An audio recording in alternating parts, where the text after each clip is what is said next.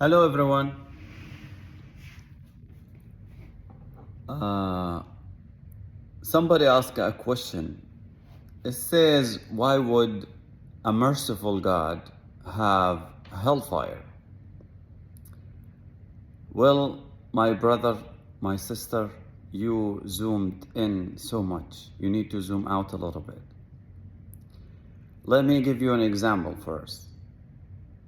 This is a shirt. You have your shirt, right? You own it. You bought it with your money, or somebody gifted to you. You can wear it. You can choose not to wear it. You can wash it. You can choose not to wash it. You can change the style of it. You can choose not. You can dye it, change the color of it. You can choose not to. You can use it as a mop the floor with it. You can burn it. You can gift it to somebody else. You can give it to a homeless. Basically, you can do whatever you want with this shirt because it belongs to you. And that shirt have no right whatsoever. Just because you owned it, right?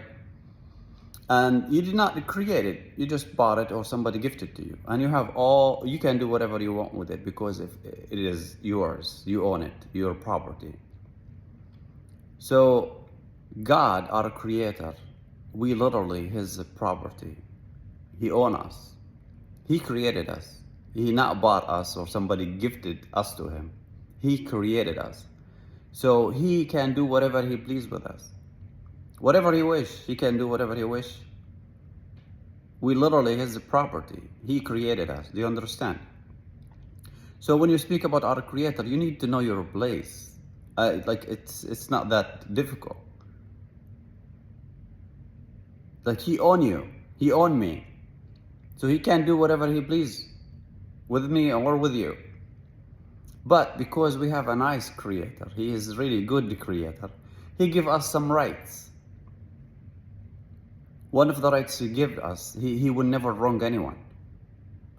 And one of the rights he give us, if you follow his way of life, he guarantee you paradise. That's one of your rights.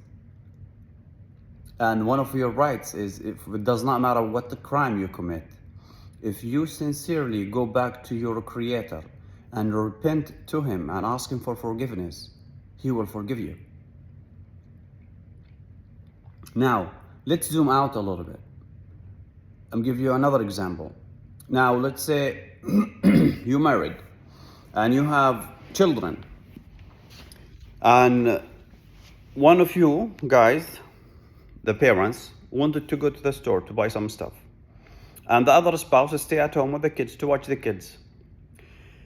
And you, while you was in the kids, you decided that you want to let them play in the front of the house for a little bit while you're drinking your cup of tea. Your tea ran out and you wanted to go inside the house to refill your tea. And you said, well, take just a few seconds, let the kids outside. And you went inside, get your tea. While you're coming out, you heard your children screaming their head off. What happened? They said a van stopped here and snatched one of your children and just kept going. And now you have children, your car in the garage, you cannot get in your car and follow that van. You don't know what to do, and here you go. You have no information about that van who just snatched one of your children. Okay? So now your spouse come back home, you call the cops, and a van took one of my children. And you never saw your child again. Never. So now what's gonna happen is you gonna literally lose your life. Like your life, all of it is gonna be destroyed. Your spouse is gonna blame you for eternity about that child have been kidnapped from you. Why? Because you are the one responsible to take care of that child.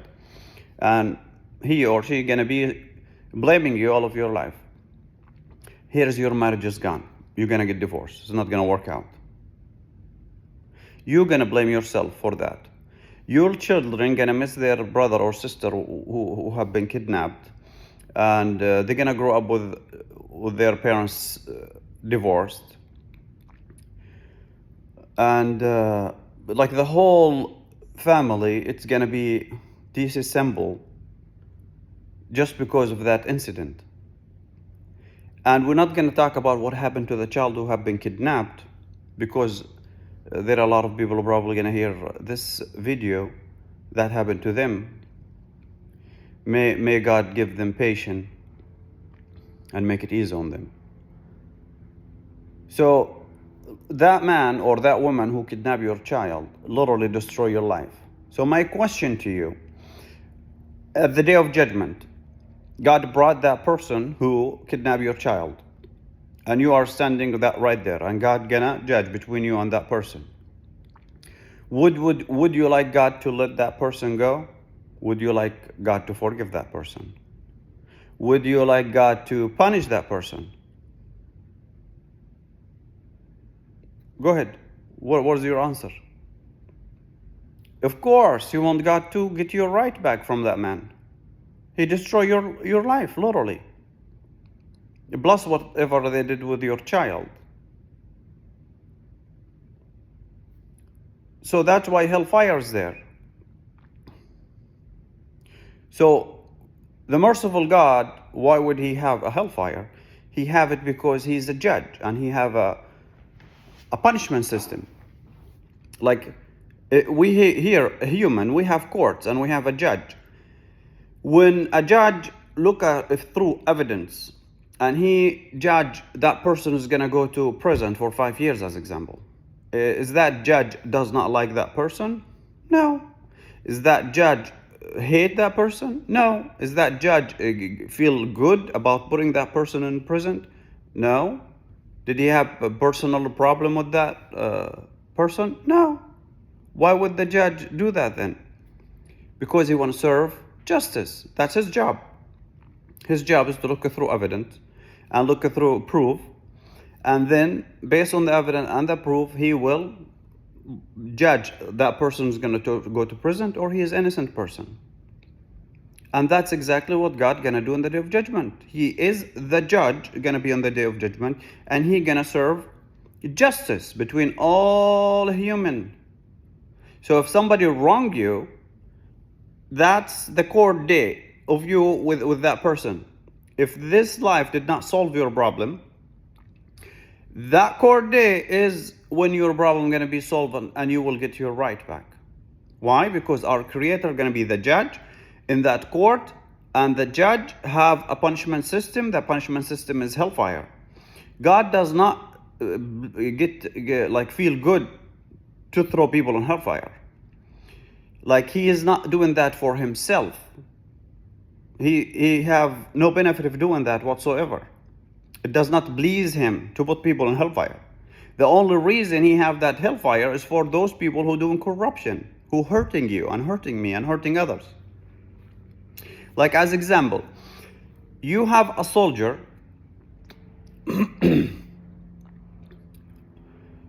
You heard about Hiroshima. Everybody heard about Hiroshima. The pilot was flying that airplane and dropped that bomb on a Hiroshima city. He know that man. He know that Hiroshima city full of innocent children and full of innocent women and full of older people. But he still click button and drop a bomb and kill all of them. That man who killed all of those innocent people, he make that decision. God give him free will to choose to do bad or good, and he choose to do bad and kill all of those innocent people. What would you like God to do with that man? Just let him go? Cease to exist? No, he have to be punished because he did corruption. What about that soldier, Israeli soldier right now? This is what's happening right now. Israeli soldier get an airplane, get in his fighter jet, and he have 2,000 pound bomb, and go to Gaza and see a building, 10-story building. Each floor have 2 apartments. The minimum in that building, you have 10 apartments. And those 10 apartments, each one of them have a family. And Palestinians have a big families. minimum 7 person in every single one of those apartments. 7 times 10 is 70 people live in that building. 70 people. And most of them children. And that pilot, Israeli pilot, criminal Israeli pilot, know there is children in that building. And he know there are women in that building. But he still click button, drop a bomb, blow all of that building and everybody in it. And kill them. What would you like God to do with that person in the day of judgment? Just let him go? Cease to exist? What if that your family in those apartments? Well, you need to take it personal, so you can feel, you can tell, you can be able to have an answer. Imagine that's your family. Imagine somebody come and unlife all of your family. What would you like your Creator to do with that person in the day of judgment? Would you like the Creator to let that person go? Or would you like him to put him in heaven too? Or cease to exist? Or would you like God to punish him? Of course I would like God to punish him. And when God punish him for what? God punish him for you. Not God not punish him for himself. God does not get any pleasure of punishing people. He does not want to punish people. That's why he sent all of those messengers and all of those revelation for us to guide us so he can help us to go to paradise. He wants us to follow his way of life, because his way of life, it does not make this life perfect, but it is make human live together in harmony and peace. That's the purpose of the way of life God sent down to human to follow.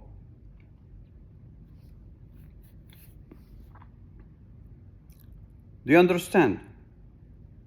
So our Creator does not have that hellfire because he like to punish people. He have that hellfire so he can punish people who wrong other people in here in this life. So yes, our God is merciful, and our God is a good God, is a nice actually. He is so wonderful God. And he is not gonna punish anybody does not deserve to be punished.